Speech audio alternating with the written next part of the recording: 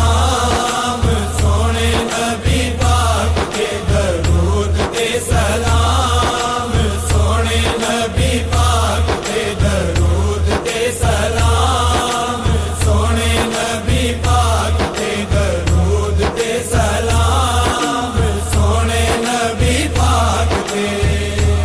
अल्लाहुम्मा सल्ले अला पढ़दा सोना आप खुदा, अल्लाहुम्मा सल्ले अला पढ़दा सोना आप खुदा, ते फिर सबनू ए फरमाया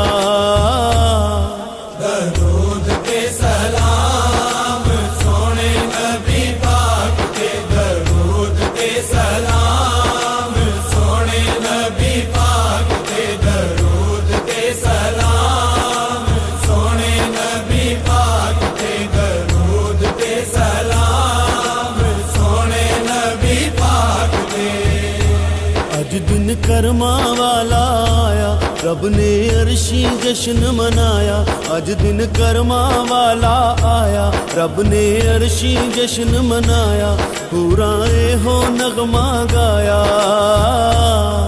दरूद ते सलाम, सोने नबी पाक ते दरूद ते सलाम, सोने नबी पाक ते दरूद ते सलाम, सोने नबी पाक ते दरूद ते सलाम, सोने नबी पाक ते।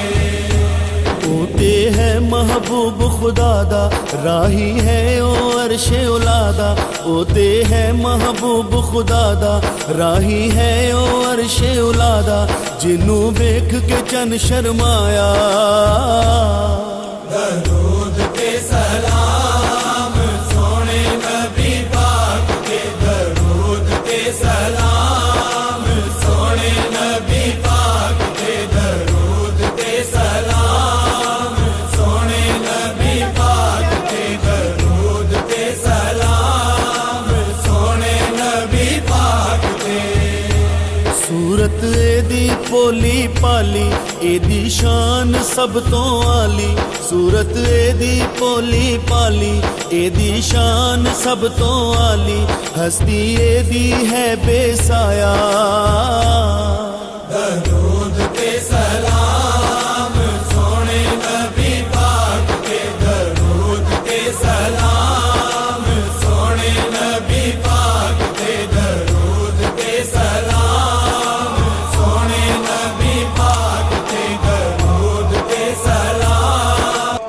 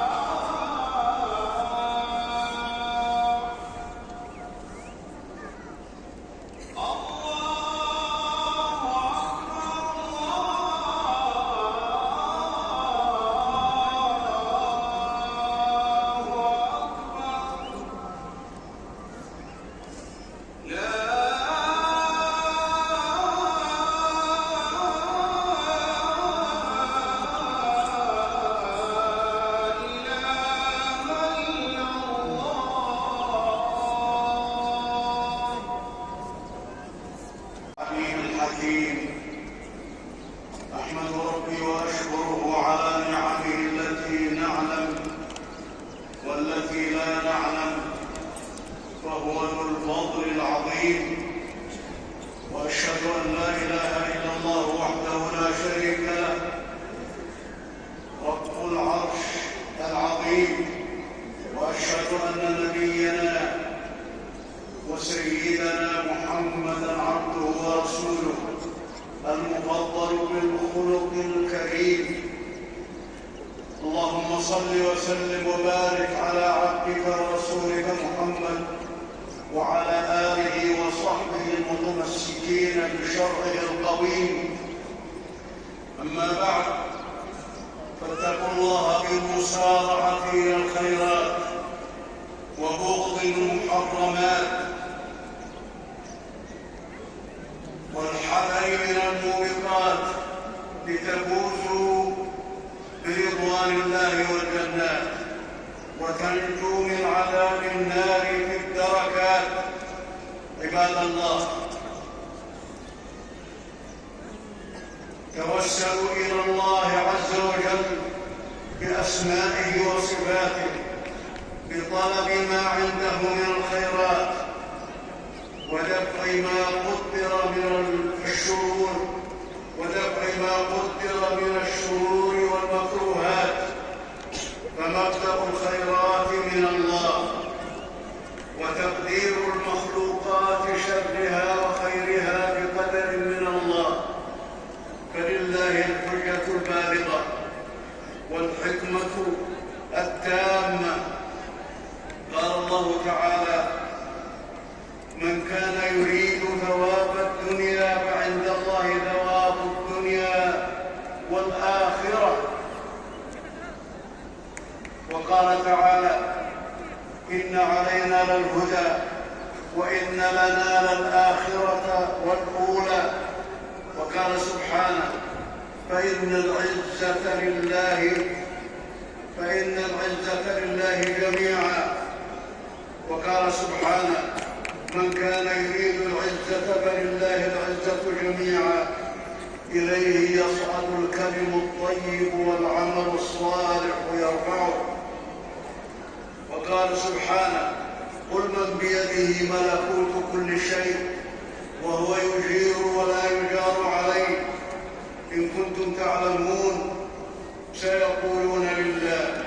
وقال سبحانه: وإن من شيء إلا عندنا خزائنه وما ننزله إلا بقدر معلوم.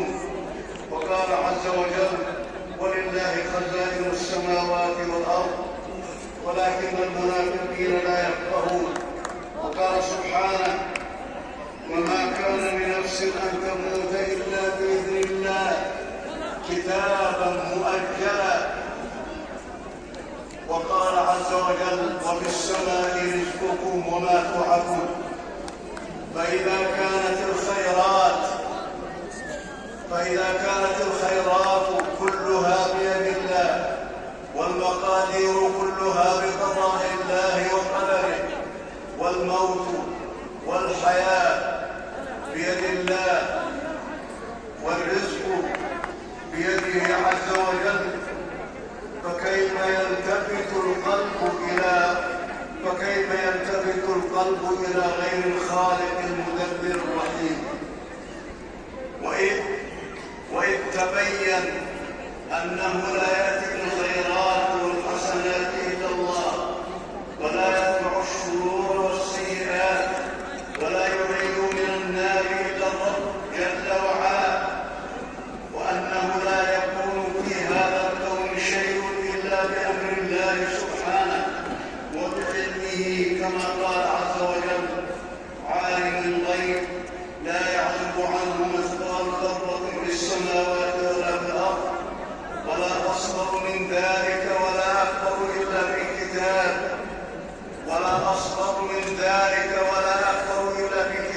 مبين. ولكن لا ينال ما عند الله من الخير إلا بالأسباب التي شرعها وأمر بها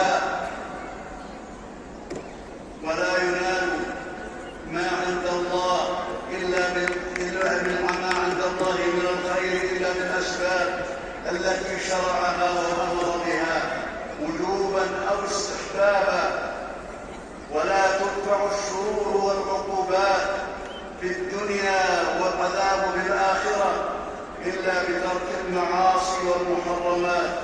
قال تعالى: من عمل صالحا فلنفسه ومن أساء فعليها. قال تبارك وتعالى: من عمل صالحا فلنفسه ومن أساء فعليها وما ربك بظلام للعبيد. ومن رحمة الله سبحانه بعباده أن فرض الفرائض عليهم ليرتقوا في درجات الكمال، وحرم على عباده الفواحش ما ظهر منها وما بطن ليتطهروا من الخبائث والنجس والرجس والأجسام. قال تعالى: ما يريد الله ليجعل عليكم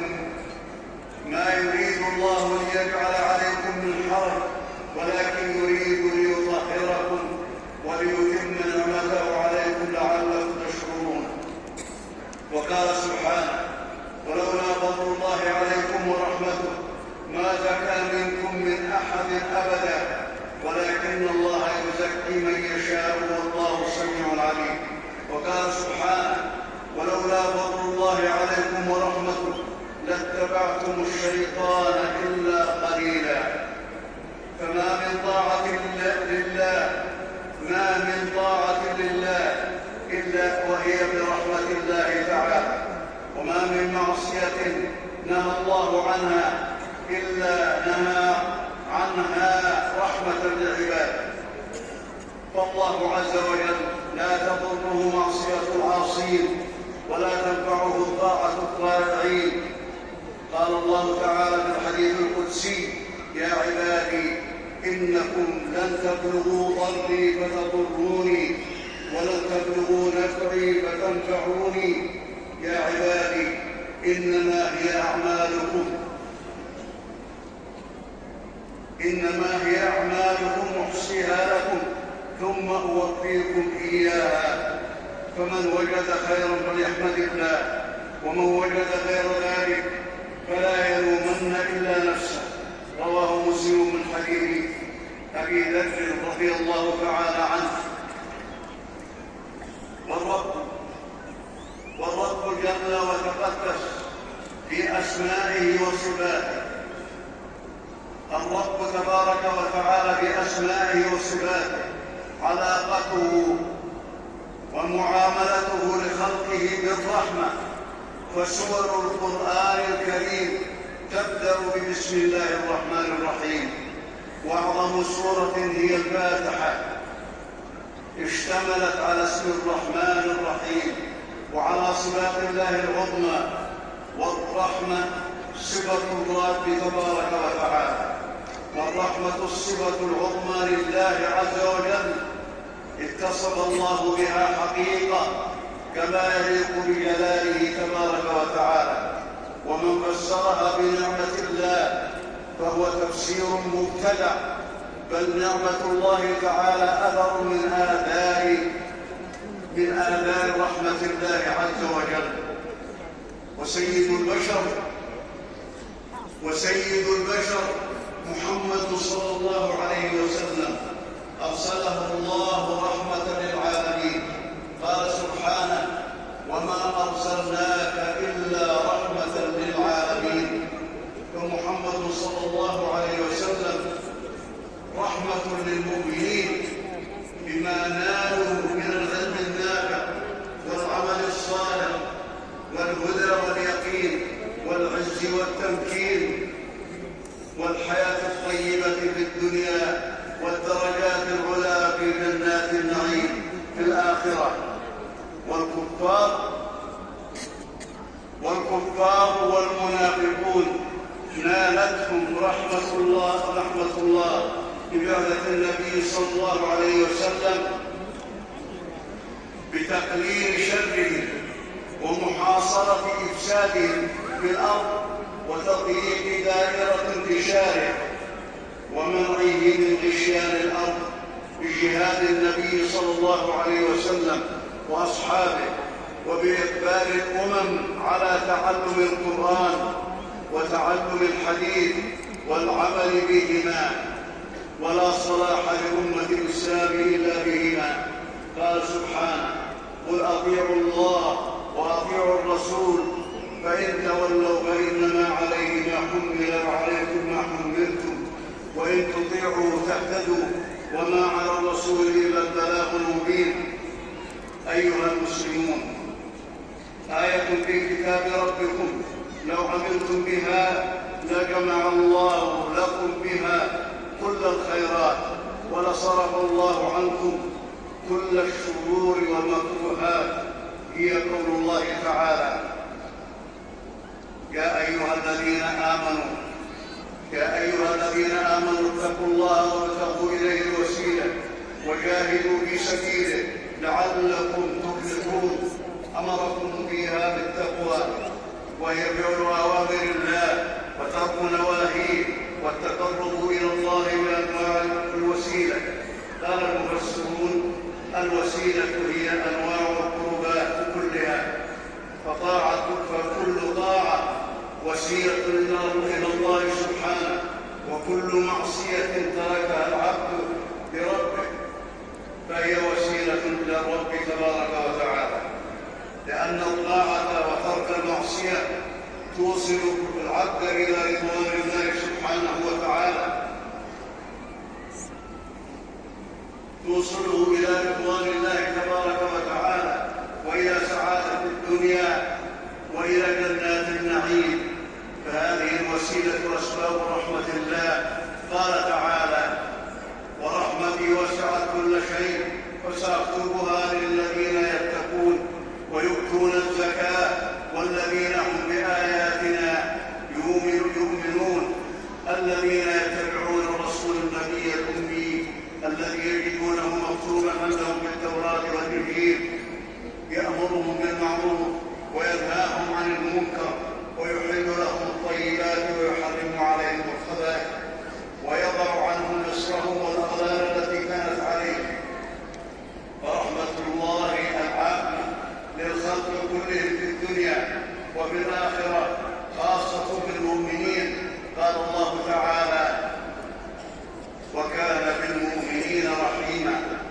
ولأن الكافر لم يعمل بأسباب الرحمة وإنما عمل بأسباب غضب الله والخلود في النار، والرحمة صفة من صفات الله تبارك وتعالى يحبها الله ويضيف عليها. عن عبد الله بن عمرو رضي الله عنه عن النبي صلى الله عليه وسلم قال: الراحمون يرحمهم الرحمن، ارحموا من بالأرض يرحمكم من بالسماء. رواه أبو داود والترمذي. وعن أبي هريرة رضي الله عنه عن النبي صلى الله عليه وسلم قال: إن لله 100 رحمة أنزل منها رحمة واحدة بين الجن والإنس والبهائم والهوام، فبها يتعاقبون وبها يتراحمون وبها تعطف الوحوش على ولدها. وأخر الله 99 رحمة يرحم الله بها عباده يوم القيامة. رواه البخاري ومسلم. وعن عائشة رضي الله عنها قالت: جاء أعرابي إلى النبي صلى الله عليه وسلم فقال: إنكم تقبلون الصبيان وما نقبلهم. فقال النبي صلى الله عليه وسلم: أو أملك لك أن نزع الله من قلبك الرحمة. رواه البخاري ومسلم. والرحمة تعاون على كل فضيلة وتسابق على كل خير، وتتأكد الرحمة على الوالدين للأولاد في رعايتهما الصحية وتعليمهما والاعتراض عليهما من قرناء الفساد وإلزامهما بالنشأة الإسلامية ليتأهلوا للحياة الكريمة. فالأسرة بناء المجتمع، وتتأكد الرحمة على الغني الفقير لسد حاجته، وعلى القوي للضعيف لرفع ضعفه، وعلى القادر للعاجز، وعلى الكبير للصغير، وعلى ذي الجاه لمن دونه، وعلى العالم للجاهل بما يحتاجه، وعلى الولد للوالدين ببرهما والإحسان إليهما، وعلى من يقدر على قضاء حاجة المحتاج الملهوف، وعلى ذي الرحم لرحمه بأنواع الصلة والنفع المقدور عليه. وتتأكد الرحمة بين الزوجين لقول الله تعالى: وجعل بينكم مودة ورحمة. والرحمة كالعافية للأبدان وكالغيث للأبطال، ولا صلاح للحياة إلا بها. عن أبي هريرة رضي الله عنه عن النبي صلى الله عليه وسلم قال: لا تنزع الرحمة إلا من شقي. رواه أبو داود والترمذي. وقال عليه الصلاة والسلام: من لا يرحم لا يرحم. رواه البخاري ومسلم من حديث أبي هريرة رضي الله عنه. والرحمة بالإسلام مطلوبة حتى لأنواع الحيوان. عن أبي هريرة رضي الله عنه عن النبي صلى الله عليه وسلم أن امرأة بغيا رأت كلبا في يوم يطيف بركية، وهي الكلب الصغيرة، قد أدلع لسانه من العطش، فنزعت له خفها وسقته، فغفر الله لها. فقالوا: يا رسول الله، إن لنا بالبهائم أجرا. فقال: في كل كبد رطبة أجر. رواه البخاري ومسلم. قال الله تعالى: لقد جاءكم رسول من أنفسكم عزيز عليه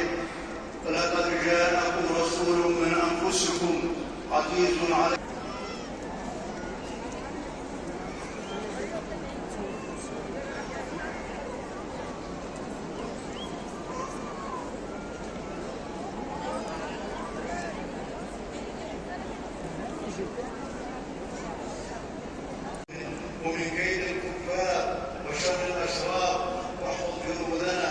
اللهم وفق خادم الحرمين الشريفين لما تحب وترضى.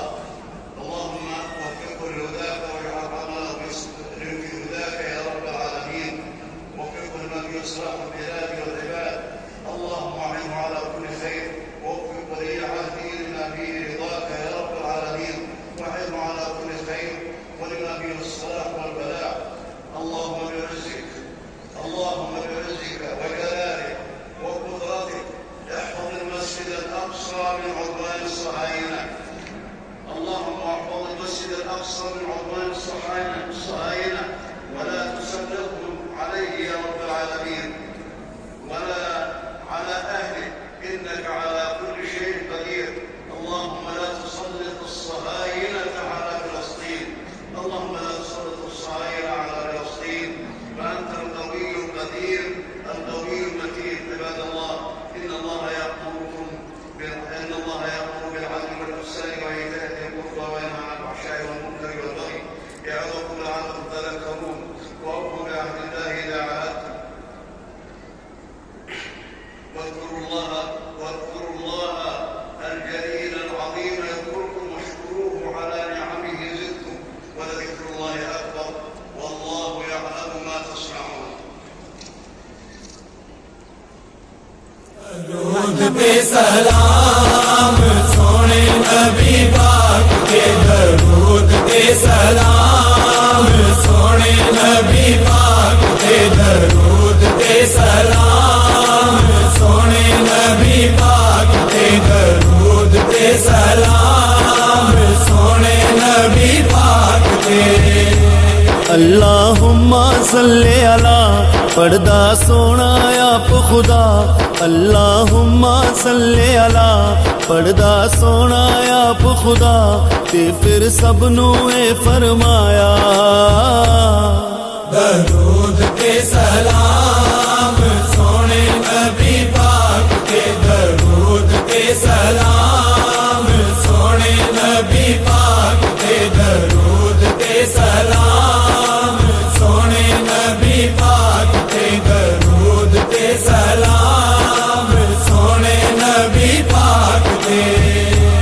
अज दिन करमा वाला आया, रब ने अरशी जश्न मनाया। अज दिन करमा वाला आया, रब ने अरशी जश्न मनाया। पूरा हो नगमा गाया, दरूद के सलाम सोने नबी पाक के, दरूद के सलाम सोने नबी पाक के, दरूद के सलाम सोने नबी पाक के, दरूद के सलाम सोने नबी पाक के। ओते है महबूब खुदा दा, राही है ओ अरशे उलादा। ओते है महबूब खुदा दा, राही है ओ अरशे उलादा। जिन्नू वेख के चन शर्माया, दरूद के सलाम सोने नबी पाक के, दरूद के सलाम सोने नबी पाक के, दरूद के सलाम